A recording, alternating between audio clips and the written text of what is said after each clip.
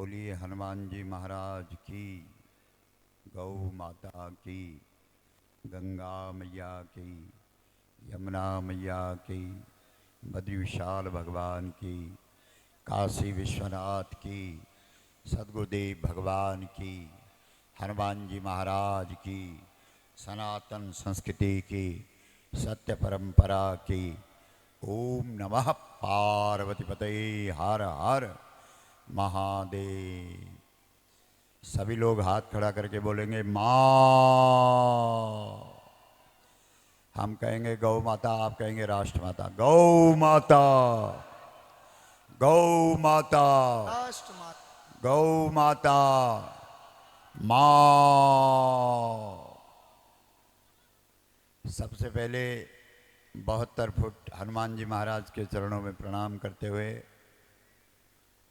यहाँ पर जो संत महात्मा मंच पर उपस्थित है, सबको प्रणाम करते हुए, सबके चरणों में वंदन करते हुए, जो इस कार्यक्रम के आयोजक हैं, हमारे महामंडलेश्वर ब्रह्म ऋषि ओम जी महाराज, जिन्होंने निरंतर 16 वर्ष से अभी तक अन्न ग्रहण नहीं किया है और एक ही संकल्प है कि गौ माता को राष्ट्र माता का सम्मान दिलाना है। ये बहुत बड़ी बात है। सभी संत महात्माओं को वंदन करते हुए, सभी जो विशिष्ट अतिथि हैं, सम्मानित सज्जनगण यहाँ आए हैं, मातृशक्ति, हमारे भाई लोग, सभी उपस्थित सज्जनों को बार बार आपका अभिवादन करते हुए, स्वागत करते हुए, यहाँ पर जो हमारी संगीत मंडली विराजमान है, आपका भी बहुत बहुत अभिनंदन करते हुए थोड़ी सी 2 बातें हम आपके सामने रखेंगे कि देखिए, मनुष्य जीवन में सबसे प्रमुख जो है वो धर्म है। हमारे यहाँ श्रीमद् भगवद गीता, उसका आरंभ भी धर्म शब्द से। आप गीता पढ़ेंगे तो गीता का आरंभ धर्म से। धर्म क्षेत्रे कुरुक्षेत्रे समवेता युत्सवः, मतलब धर्म से जीवन का आरंभ है। अब सवाल उठता है कि धर्म क्या है। यदि वेदों से, पुराणों से, उपनिषदों से, रामायण से, महाभारत से आप पूछेंगे तो धर्म की बड़ी बड़ी व्याख्याएं हैं। हमारे ऋषियों ने, मुनियों ने, संत महात्माओं ने बहुत विस्तृत व्याख्या धर्म की है। लेकिन हमारे यहाँ गोस्वामी तुलसीदास जी ने रामचरितमानस लिखा। उस रामचरितमानस में रावण जब सिंहासन पर बैठता है तो वो अपने सैनिकों को कहता है कि जेई विधि होई धर्म निर्मूला, सो सब करई वेद प्रतिकूला। इसका मतलब है कि वो अपने असुरों को कह रहा है, अपने राक्षसों को कह रहा है, अपने सैनिकों को कह रहा है कि तुम लोग जाओ और धर्म की जड़ को खत्म करो। धर्म को खत्म मत करो, धर्म को समाप्त मत करो, धर्म की जो जड़ है उसे समाप्त करो। तो जो रावण के सैनिक हैं, असुर लोग हैं, वो रावण से कहते हैं महाराज एक बात हमको बता दो कि धर्म की जड़ क्या है, क्योंकि हम लोग तो असुर लोग हैं, हमको पता नहीं है कि धर्म की जड़ क्या है। इसलिए आप कह रहे हैं कि धर्म की जड़ को खत्म करो, लेकिन ये तो बताओ कि धर्म की जड़ क्या है। बहुत ध्यान से सुनना आप, बड़े काम की बात है। आज इस देश के अंदर हम लोग अपने को धर्मात्मा, धर्म धर्म धर्म धर्म धर्म धर्म चिल्ला रहे हैं। एक दूसरे को कुछ भी, उसने थोड़ा सा भी कुछ कर दिया तो उसे धर्मात्मा का खिताब दे रहे हैं, धर्मात्मा की उपाधि से विभूषित कर रहे हैं, लेकिन पहले समझो कि धर्म की जड़ क्या है। तो जब असुर लोग रावण से कहते हैं कि महाराज हमको ये समझाओ कि धर्म की जड़ क्या है, तब अगली चौपाई है कि जेहि जेहि देश धेनु दुज पावई, नगर गांव पुर आग लगावें। इसका क्या मतलब है? बोला जहां जहां धेनु, धेनु मतलब गाय, धेनु अर्थात गाय, जहां गाय है गाय पर आग लगा दो। अगर आपने गाय को खत्म कर दिया, गौ माता को समाप्त कर दिया, तो समझो धर्म की जड़ को समाप्त कर दिया। जय जय देश धेनु दुज पावई, नगर गांव पुर आग लगावें। वर्तमान में आप देखेंगे, आज आप देश के अंदर देखेंगे, सब ठीक है। बहुत समय बाद राम जी का मंदिर भी बन गया, श्री कृष्ण मंदिर बनने की भी तैयारी है, काशी की भी बारी है, पूरे देश के अंदर एक माहौल है, एक वातावरण है बहुत अच्छा, सब राममय हो रहा है, दिख रहा है, चल रहा है। लेकिन गाय की क्या दशा है, जरा विचार करो। गाय गलियों में घूम रही है, गाय कूड़ा कचरा खा रही है, गाय गंदगी के ढेर पर मुख मार रही है। और आप जो सनातनी हैं, आप जो हिंदू हैं, आपके जितने भी धार्मिक कृत्य हैं, आप जो भी धर्म के संबंध में कर्म करते हैं, उन धर्म के कर्म में एक भी कर्म ऐसा बता दो जिसमें गाय की जरूरत नहीं है। आप पूजा करते हैं तो गाय चाहिए, आप पाठ करते हैं तो गाय चाहिए, आप हनुमान जी के भक्त हैं, हनुमान जी को प्रसन्न करने के लिए इस देश के अंदर आज कहीं 1000 लोग, कहीं 10,000 लोग, कहीं लाखों लोग इकट्ठे होकर के हनुमान चालीसा का पाठ कर रहे हैं। बहुत अच्छी बात है, हनुमान चालीसा का पाठ करना भी चाहिए, लेकिन ये तो पूछ लो कि विधि क्या है, विधि क्या है। जब आप हनुमान चालीसा पढ़ते हैं तो वहीं हनुमान चालीसा पढ़ने की विधि भी लिखी गई है। आप कहेंगे कहां पर लिखी है? जो यहां पढ़ई हनुमान चालीसा होय सिद्धि साखी गौ। हम लोग तो पूरा जल्दी जल्दी बोलते हैं ना, जो यहाँ पढ़े हनुमान चालीसा होय सिद्धि साखी गौरीशा। लेकिन जब आप अर्थ करोगे तो शब्द का संधि विच्छेद करना पड़ता है, शब्द को अलग अलग करना पड़ता है। तो जब आप गौरीशा शब्द का संधि विच्छेद करोगे, शब्द को अलग अलग करोगे, तो गौ र का विसर्ग हो जाएगा और ईशा मतलब जब आपके जीवन में गाय ईश्वर बनकर के गवाह देगी, गवाही देगी, तब आपकी हनुमान चालीसा सिद्ध होगी। अब बोलो, इसका मतलब अगर सीधा सीधा अर्थ करें कि बिना गाय की पूंछ पकड़े हुए हनुमान चालीसा का पाठ करने का आपको अधिकार नहीं है। अब विचार करो, गाय तो गलियों में है, गाय गंदगी पर मुख मार रही है, गाय को पशु समझ करके इस देश के अंदर काटा जा रहा है, और हनुमान चालीसा पढ़ने का हम स्वांग कर रहे हैं, हम ढोंग कर रहे हैं। जब तक हमने गौ माता की पूंछ को नहीं पकड़ा, तब तक हमको हनुमान चालीसा पढ़ने का अधिकार ही नहीं है। ये आपका शास्त्र कह रहा। बोलो, आधा मुर्गी खा गए आधा अंडा देगी, ऐसा होता है क्या? इसको हमारे यहाँ संस्कृत में अर्ध कुकुटी न्याय बोलते हैं। आधी बात मान लो, आधा नहीं मानो। आप पूजा करो तो गाय की जरूरत है, आप पाठ करो तो गाय की जरूरत है। जहां पर आप पूजा करेंगे सबसे पहले गोबर से लीपना पड़ेगा, गौमूत्र का छिड़काव करना पड़ेगा। हमारा शास्त्र कहता है कि अगर आप पूजा कर रहे हैं तो आपको पंचगव्य का पान करना पड़ेगा। यस त्वगस्तिगतम पापम देहे तिष्ठति माम के प्रासनाथ पंचगव्यस्य दहत्यग्निरिवेन्दनम। जब तक आप पंचगव्य, पंचगव्य का मतलब क्या है?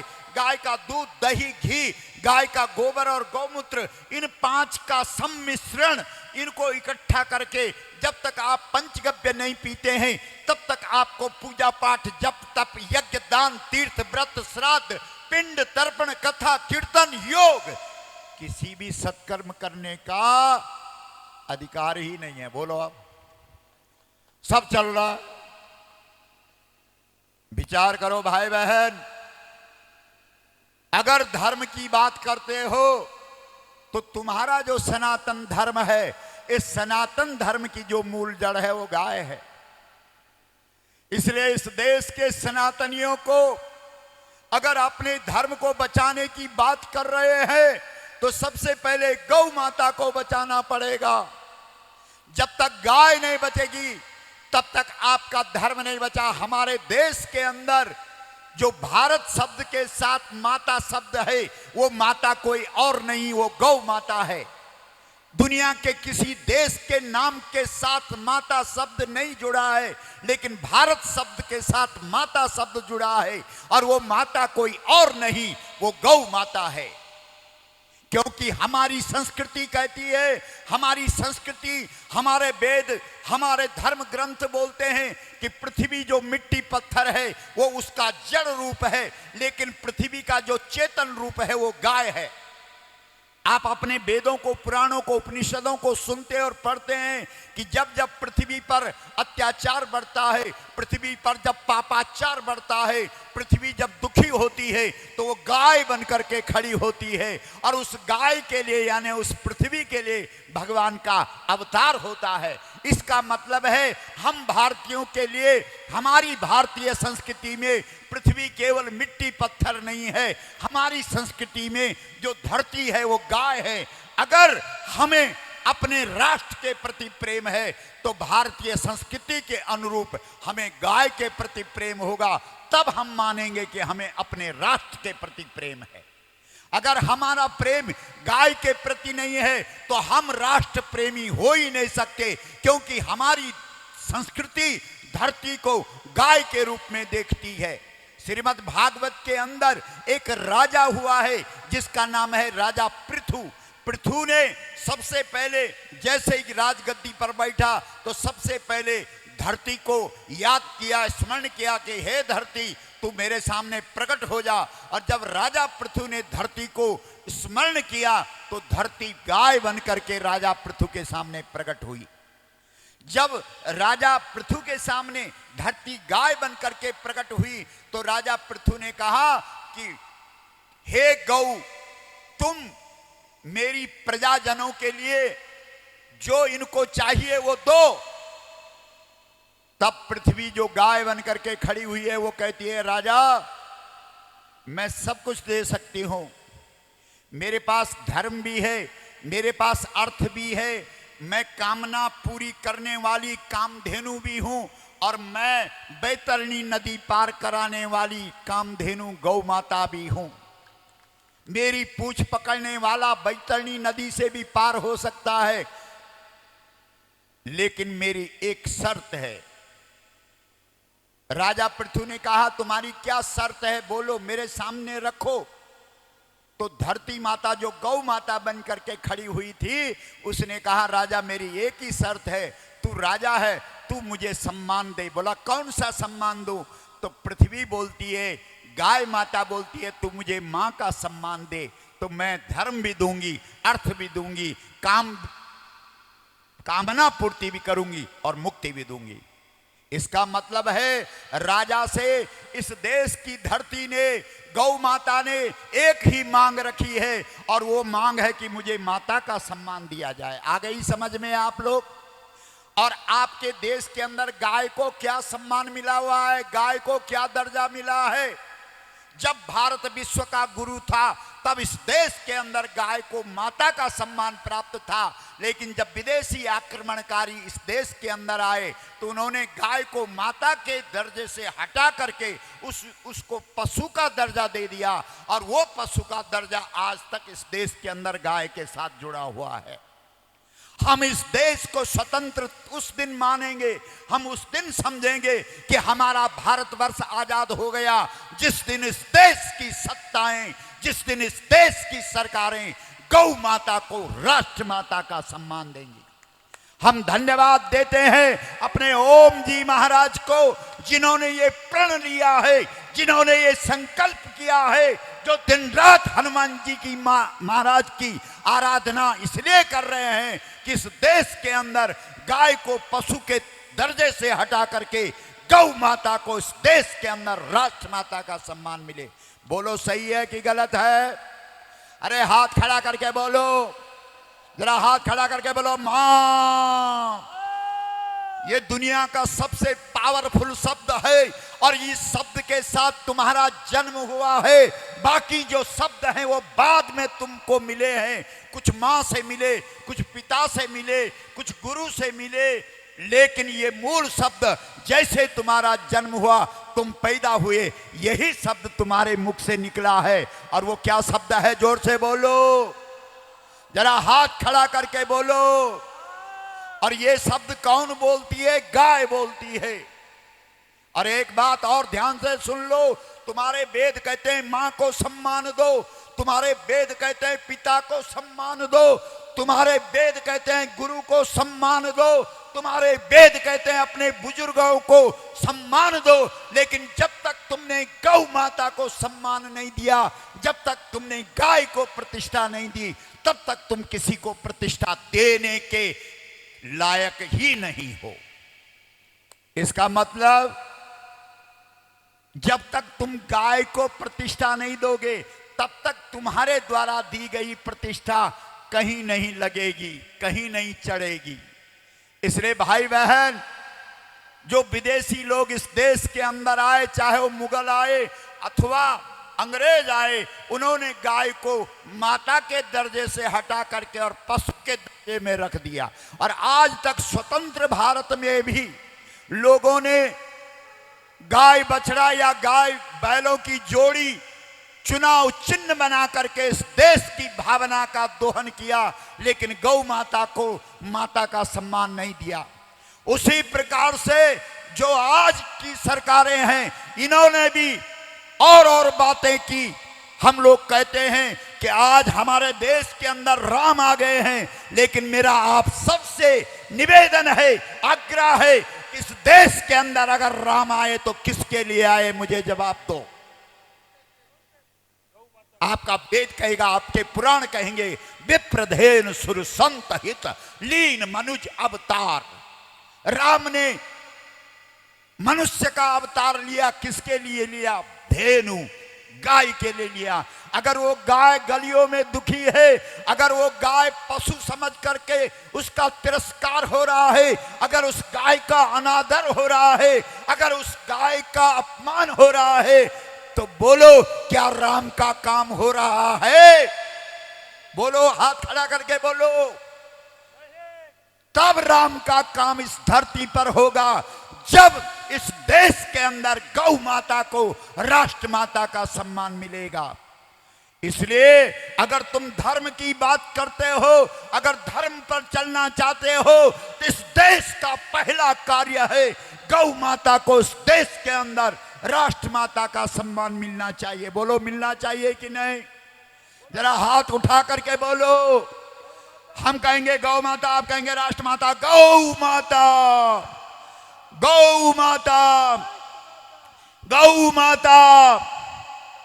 भाई बहनों, हमने इस देश के अंदर गौ माता की प्रेरणा से, गौ माता की अनुकंपा से 2014 दिल्ली के रामलीला मैदान में, 2016 दिल्ली के रामलीला मैदान में, 2018 दिल्ली के रामलीला मैदान में, 2023 दिल्ली के रामलीला मैदान में, जहां हमारे ओम जी महाराज साथ में थे ना महाराज? सड़कें जाम की हमने। इस देश का हर जनपद, जितने जिले हैं देश के, राजस्थान के नहीं, इस देश के हर जनपद में जा करके लोगों से बातें की कि गाय के साथ तुम्हारा क्या रिश्ता है, गाय तुम्हारे लिए पशु है कि माता है। जहां भी इस देश के जिस जिले में भी गए, सबने कहा गाय हमारी। जोर से बोलो, गाय हमारी। हाथ खड़ा करके बोलो, गाय हमारी। देश धर्म का, हाँ, वो नारा बदल दो कि जन्म जन्म का नाता है। नारा बनाओ देश धर्म का नाता है। क्योंकि धर्म भी बिना गाय के नहीं है और देश भी बिना गाय के। पूरे देश के लोग नारेबाजी में तो बोलेंगे कि गाय हमारा, गाय से हमारा नाता है, गाय हमारी माता है, लेकिन मेरे भाई बहन स्वतंत्र भारत में भी आज तक इस देश के अंदर गाय को माता का सम्मान नहीं मिला। तो कहीं ना कहीं बातें हिंदू राष्ट्र की होती है, लेकिन जिस राष्ट्र में गौ माता की हत्या होती हो वो राष्ट्र क्या हिंदू राष्ट्र हो सकता है? बोलो जोर से। जिस दिन इस देश के अंदर गौ माता को माता का सम्मान मिल गया, ऑटोमेटिक सहज रूप से ये देश हिंदू राष्ट्र हो जाएगा। इसलिए भाई बहन हमारा आपसे यही आग्रह है, हम गंगोत्री से, जहां से मां भगवती गंगा इस देश को पावन करने के लिए चली है, वहां से यहां के लोगों की भावना को, इनकी श्रद्धा को, इनके भाव को सम्मान देते हुए गौ माता का संदेश लेकर के आपके मध्य में आए हैं। आप सबसे एक ही आग्रह है, एक ही निवेदन है, अब हमारा इस देश के अंदर एक ही अपेक्षा है कि आने वाले समय में, अब चुनाव का समय है, यदि आप जिस किसी को भी वोट दे देंगे तो समझ लेना जिन सरकारों ने गौ हत्या की है, जिन सरकारों ने गौ हत्या पर प्रतिबंध नहीं लगाया है, अगर उनको वोट आपने डाल दिया तो निश्चित रूप से गौ हत्या का पाप हमको भी लगेगा। बोलो लगेगा कि नहीं लगेगा? इसलिए जो व्यक्ति हमारे पास वोट मांगने आए उससे हमको ये बोलना पड़ेगा कि क्या तुम गौ हत्या मुक्त भारत को करोगे? क्या तुम इस देश के अंदर गौ माता को राष्ट्र माता का सम्मान दिलाओगे? जो व्यक्ति इस बात पर खरा उतरेगा, जो लिख करके तुमको देगा, जो राजनीतिक दल इस बात को लिख करके देगा कि यदि हम सत्ता में आए तो हम गौ माता को राष्ट्र माता का सम्मान देंगे और गौ हत्या मुक्त भारतवर्ष को करेंगे, हमारा उन्हीं लोगों को समर्थन होगा। बोलो सही है कि गलत है? हाथ खड़ा करके बोलो गौ माता, गौ माता। लेकिन बात ध्यान रखना, ये सब तब होगा जब हम संगठित होंगे। बिना संगठित हुए हमारी मांग, हमारी ये जो हमारा ये मुद्दा है ये पूरा नहीं हो सकता। इसलिए हम सब लोग गौ माता को राष्ट्र माता का सम्मान दिलाने के लिए अपने अपने स्तर से, अपने अपने तरीके से काम करें। और अभी कल परसों से वृंदावन में गौ माता राष्ट्र माता प्रतिष्ठा आंदोलन के अंतर्गत एक यात्रा वृंदावन से शुरू हो रही है। गौ प्रतिष्ठा यात्रा जो वृंदावन से शुरू होगी और दिल्ली तक चलेगी, आप उसमें भी सहभाग निभाएं। और आने वाले समय में अगर इस देश की सत्ताओं ने गौ माता को राष्ट्र माता का सम्मान नहीं दिया तो पूरे देश का जो बहुसंख्यक समुदाय है उसको खड़ा होना पड़ेगा, एक होकर के ये नारा देना पड़ेगा कि भारत में वही राज करेगा जो गौ माता का काम करेगा। बोलो गौ माता की, गौ माता, गौ माता। तो हम ओम जी महाराज का बहुत बहुत धन्यवाद, अभिनंदन करते हैं जिन्होंने यहाँ पर हनुमान जी, क्योंकि हनुमान जी प्रत्यक्ष देव हैं, प्रकट देव हैं, लेकिन हनुमान जी का वास गौ माता की पूंछ में है। ये जरूर ध्यान रखना, जब तक गाय की पूंछ हिलेगी तभी तक भारत में हनुमान जी रहेंगे। जिस दिन गौ माता का दर्शन नहीं होगा, गाय की पूंछ नहीं हिलेगी, समझ लेना हनुमान ने भी धरती को छोड़ दिया है। इसलिए सबसे पहले हम सबका काम है गौ माता की रक्षा करना और इसके लिए लड़ना। ये जो मनुष्य जीवन है ये गौ माता के लिए ही प्राप्त हुआ है। बस इतनी बात कह करके, बहुत सारे संत महात्मा यहाँ पर उपस्थित हैं, सब अपना अपना आशीर्वाद देने के लिए आपके सम्मुख पधारे हैं। हम सभी संत महात्माओं का अभिवादन प्रणाम दंडवत करते हुए ओम जी महाराज का बहुत बहुत धन्यवाद देते हुए कि आपने जो हनुमान जी की साधना का ये दिव्य स्थान यहाँ पर बनाया, कनक भूदलाकार शरीरा समर भयंकर अति बलबीरा, ऐसा जो स्वरूप का दर्शन हनुमान जी का यहाँ पर हो रहा है, ये बहुत अच्छा है। प्रसाद चिन्नानि पुरप फलानी, निश्चित रूप से इससे हमारे देश का कल्याण होगा और गौ माता राष्ट्र माता के पद पर अभिषिक्त होगी।